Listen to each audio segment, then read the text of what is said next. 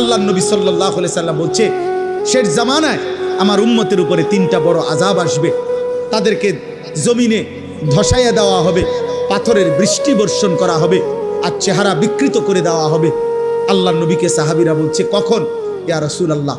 নবীজি বলছেন, ইজা জাহারাতিল কাইনাত, যখন গায়িকা বেড়ে যাবে, ওয়াল মাআজিফ, বাদ্যযন্ত্র বেড়ে যাবে, ওয়াস্তাহাল্লাতিল খামরা, মানুষ পানির মতো, এরকম পানির মতো হালাল মনে করে মদ পান করতে থাকবে।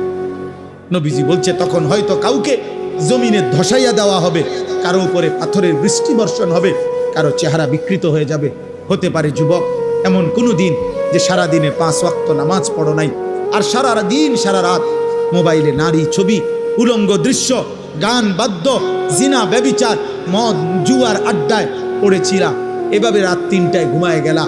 হতে পারে যদি কোনো দিন কল্পনা করো তো, যদি কোনো দিন ঘুম থেকে উঠে দেখো তোমার চেহারা হয়ে গেছে শূকরের মতো, কুত্তার মতো, বাঁদরের মতো, হতে পারে না?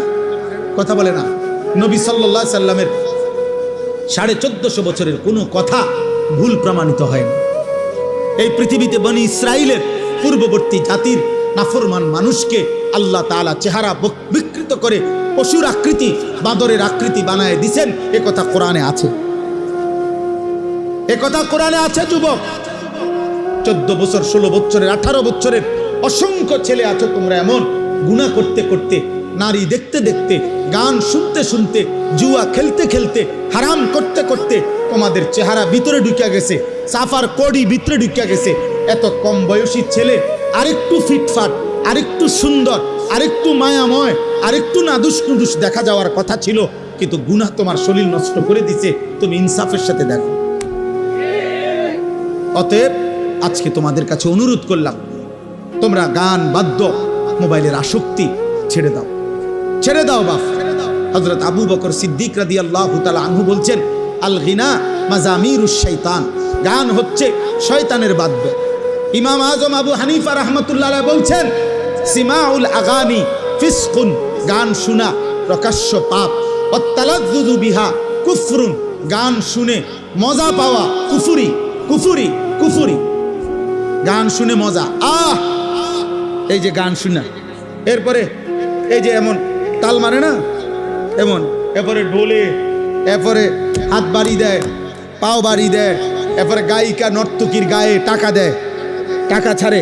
হ্যাঁ, মনে রাখবা ভাইয়া, যেখানেই বাদ্য বাজে, সেটা যদি ধর্মের নামে গান হয়, ভক্তিমূলক গান হয়, পীরের নামে গান হয়, মাজারের নামে গান হয়, আর অন্য সিনেমার নামে গান হয়, একই রকম হারাম, একই রকম হারাম, একই রকম হারাম। যেখানেই বাদ্য সেখানেই হারাম, সেখানেই হারাম। যেখানেই নারীর আড্ডা সেখানেই নেশার আড্ডা, সেখানেই গানের আড্ডা। 3 জিনিস এক ক্ষতি আনে, মদ, নারী আর গান। এই 3টা এক ক্ষতি আনে, এক দাগে। যেখানে মদ আছে সেখানে নারী আছে, সেখানে গানও আছে। যেখানে গান আছে ওখানে নারীও আছে, নেশাও আছে। 3টা কি? এক ক্ষতি আনে, এক ক্ষতি, এক দাগে, এক ক্ষতি আনে 3 দাগ। এই 3 জিনিস বরাবর। অতএব কোনো নামে বাদ্য বাজানো যাবে না।